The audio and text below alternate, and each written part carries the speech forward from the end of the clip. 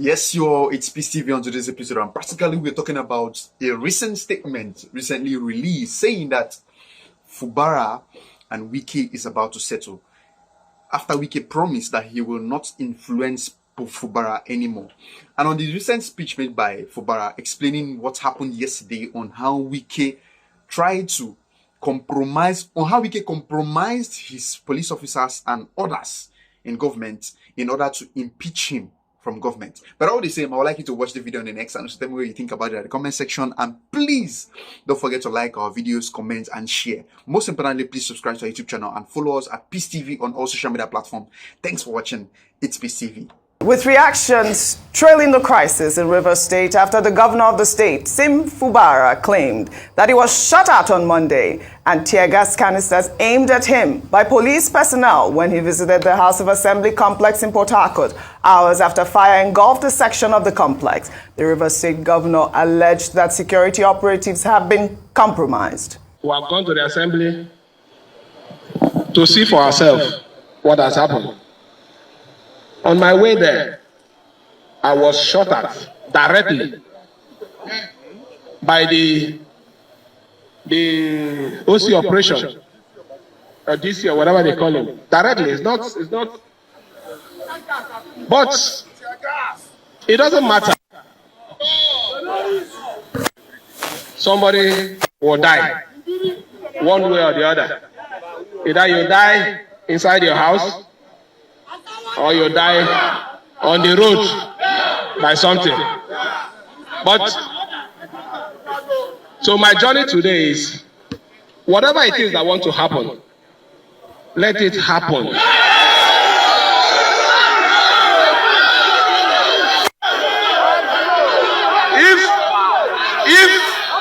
If Simnalai Fubara is impeached, I am not the first, neither will I be the last.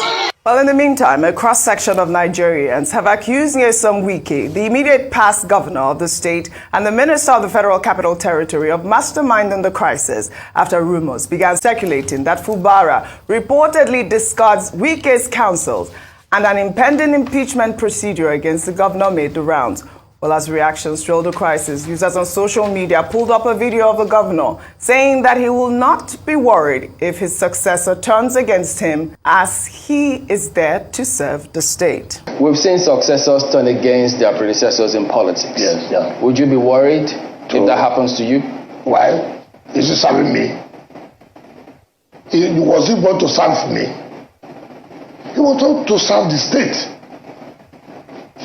The problem we have, or leaders have, is that look, you succeeded in supporting the person to be in office, right? What you did, is it for him to fail or to succeed? You want you to come into your house to be taking orders. You want your wife to go into time, look, this is what I want to do, not what. You see, once you have left office, you give yourself that respect and say, I have done my own. If you want my advice, it's okay. If he doesn't want my advice, it's okay. But for me to begin from day to day, telling him he must do this, he must do that, that is not acceptable. All right, we're still waiting for Governor Wike to respond to these accusations. This was an exclusive he gave to channels during the electioneering time, but we still need to hear from Governor Wike. The allegations are heavy. Well, in the meantime, a video of former governor of Ekiti State, Ayodele Fayose, warning Sim Fubara to be wary of his predecessor, Nyesom Wike, has surfaced online. Let's take a look. My counsel is to you. God will help you. Don't see more than what you are supposed to see.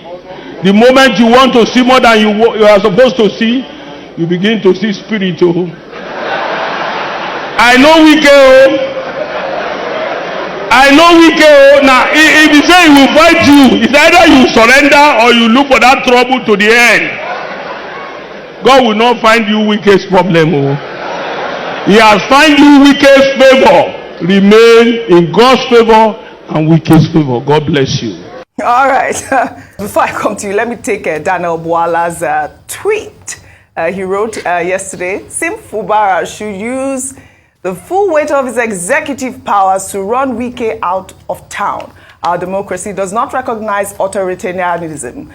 The person voted as the executive governor and chief security officer of Rivers State is Fubara. Tinubu is urged to be extremely careful with Wike before Wike ruins his government's image both locally and internationally. Tinubu should sack Wike without delay. This is Daniel Buhala, PDP spokesperson. I mean, Wike is your party member. What can I say? I'm sure the PDP would be happy to respond to this. They've been quiet. Yeah. You know, we've been asking as to whether they're going to ever bring up anti-party charges against Governor Wike, but they seem to be quiet on that. But now, obviously, now advising the president to sack Wike because it's going to ruin your government.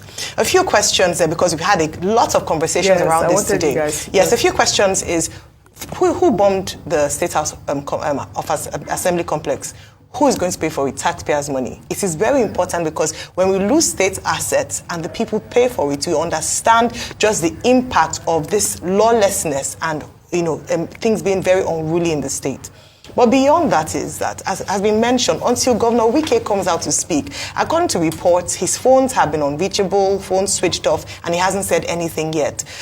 They had mentioned, Mr. Mano, who was with us yesterday, said the elders were on their way to Abuja to have a conversation with him and to see how there'll be peace. But I asked the question earlier, and I'll reiterate that the reason why we must learn lessons from this particular episode is that when Governor Wike was going around Rivers State, and with his anointed candidate, Governor Fubara knew or understood the terms of this arrangement, because later on it came to, you know, people started talking about the fact that, oh, they had this agreement, they didn't have this agreement, and so on. It's important that now that he's in this fix, why was he willing to sell off the people, if the allegations are true, of the people of Rivers State instead of his ambition? So he made agreements about monies being given, contracts allegedly at the expense of the River State people. So he himself is not innocent as well. Recall when Governor Wike was going around targeting businesses, we had Mr. Tonyeko come here to talk about how if you supported the opposition, your business would be targeted. He was enjoying the benefits of that. So we must get to the bottom of this, and the purpose of that is to avoid things like this in the future. Dr. Battery, just a quick... It's as follows. Yes. Number one is that there are constitutional procedures for removing a governor from office, and that's in Section 188. Now, the problem with that Section 188 is that somewhere there, it says a governor can be removed on the grounds of gross misconduct. And that gross misconduct is in the opinion of the House of Assembly. Now, in this particular case, nobody has come forward to say that these are the things that Fubara has done. Yes. So we can't have a chaotic situation whereby some people can just come together and say, we will remove the governor. Two, this is history repeating itself. And this is with regard to godfather-client relationship. It happened in old Kwara State between Oloye Saraki and Governor Atta at that time. It happened in old Cross River State between Senator Joseph Wayas and what is the name of the governor now at that time. You know, and then of course we've had so many examples from eastern part of Nigeria, from Enugu State. Efeni cited the example of Chimaroke Nnamani and his successor. So the point is, those who want to get into elected positions, who want to be governor, they should not rely on the godfather. But our elections are so politicized that it's the godfather probably who has all the money. If the people's vote counts, then of course, you know, the governor will be able to sit firmly in office. And as for Rivers State, in the last election, the jury is still out on exactly what happened. What you had was, you know, a godfather saying that, look, I want to put my person there, and that happened. Now, if the person wants to assert himself, that's what former Governor Fayose was referring to, that if you go and look for trouble, you will get the trouble. But in any case, all these are still at the level of allegations. But the general consensus on the street of Port Harcourt is that, look, this is, you know, the hand of Minister Wike. And isn't that ridiculous? Isn't that a sad comment on the status of our democracy? That one man will be the one that everybody is talking about, you know, just because he anointed a candidate.